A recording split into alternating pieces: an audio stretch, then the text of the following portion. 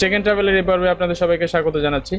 বন্ধুরা, গত পর্বে আমি আপনাদেরকে এমএস ওয়ার্ডের একটি শর্টকাট শিখিয়েছিলাম, যার মাধ্যমে বাংলা এবং ইংরেজি খুব সুন্দরভাবে লেখা যায়। তো এই পর্বে আমি আপনাদেরকে দেখাবো 12টি সুপার শর্টকাট। এই শর্টকাটগুলোর মাধ্যমে আপনি আসলে বিভিন্ন ধরনের লাইন আঁকতে পারবেন, বিভিন্ন ইমোজি আসলে আপনি দিতে পারবেন। তো কথা না বাড়িয়ে চলুন শুরু করা যায়। শুরু করার আগে যে কথাটি বলতে হয়, আপনি যদি আমার চ্যানেলে নতুন হয়ে থাকেন তাহলে অবশ্যই চ্যানেলটি সাবস্ক্রাইব করুন, আর যদি অলরেডি সাবস্ক্রাইব করে থাকেন তাহলে আপনাকে অসংখ্য ধন্যবাদ।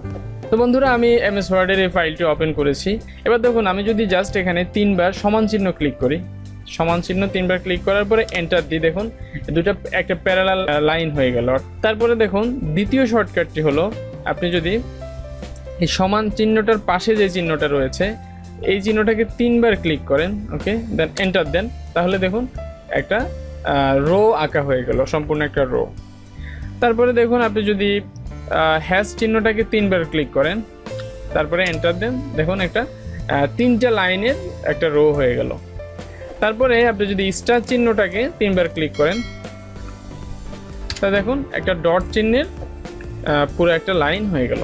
তাহলে এই 4টা শর্টকাট।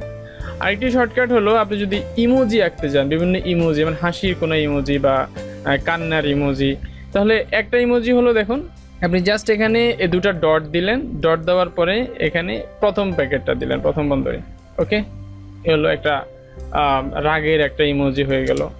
দেন আবার যদি আপনি ডট চিহ্নটা দিয়ে এই পাশের বন্ধনীটা ক্লিক করেন, দেখুন আরেকটা ইমোজি হয়ে গেল।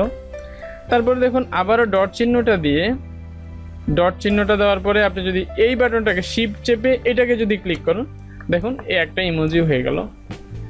এগুলো আপনার বিভিন্ন লেখার ক্ষেত্রে আপনার অনেক কাজে দিবে। যেমন আপনি হয়তো একটা ইমোশনাল কোনো কথা বলতেছেন, স্যাড কোনো কথা বলতেছেন, রাগের কোনো কথা লিখতেছেন, তাহলে হাসির কোনো কথা লিখতেছেন, তাহলে কিন্তু আপনি এ ধরনের ইমোজিগুলো ইউজ করতে পারেন। তারপরে দেখুন, আপনি যদি ট্রেডমার্ক ইউজ করতে চান, ট্রেডমার্ক বিভিন্ন কথার সাথে বিভিন্ন কোম্পানির ট্রেডমার্ক ইউজ করা লাগে। যান আপনি জাস্ট এখানে প্রথম বন্ধনী, প্রথম প্যাকেটটা তারপরে টি এম, দেন দ্বিতীয় প্যাকেট, এখানে টি এম ট্রেডমার্ক হয়ে গেল। আপনি যদি কপিরাইটের কিছু ইউজ করতে চান তাহলে দেন কপিরাইট মার্কটা, দেন প্রথম ব্র্যাকেট সি অ্যান্ড দ্বিতীয় প্যাকেটটা দেন, দেন কপিরাইট হয়ে গেল। তারপরে দেখুন, আপনি যদি অ্যারো চিহ্ন ইউজ করতে চান, তো প্রথম অ্যারো চিহ্নটা দেখুন এখানে দুটো আপনার সমান চিহ্ন দিন, তারপরে যদি গ্রেটার দেন বাটনটা চাপ দেন, তাহলে দেখুন এই অ্যারো চিহ্নটা হয়ে গেল। তারপরে শর্টকাটটি হলো, আপনি যদি লেস দেন বাটনটা ক্লিক করুন, তারপরে আবার দুটো অ্যারো চিহ্ন দেন, দেন এটা আরেকটা অ্যারো চিহ্ন হয়ে গেল। তারপরে আপনি যদি একটা জিগজ্যাগ লাইন আঁকতে চান, জিগজ্যাগ, তাহলে এই বাটনটা 3বার ক্লিক করুন, দেন এন্টার দেন, দেখুন একটা জিগজ্যাগ লাইন হয়ে গেল। তো কয়টা হলো বন্ধুরা? 1 2 3 4 5 6 7 8 9 10 11 12। এই হলো 12টা শর্টকাট।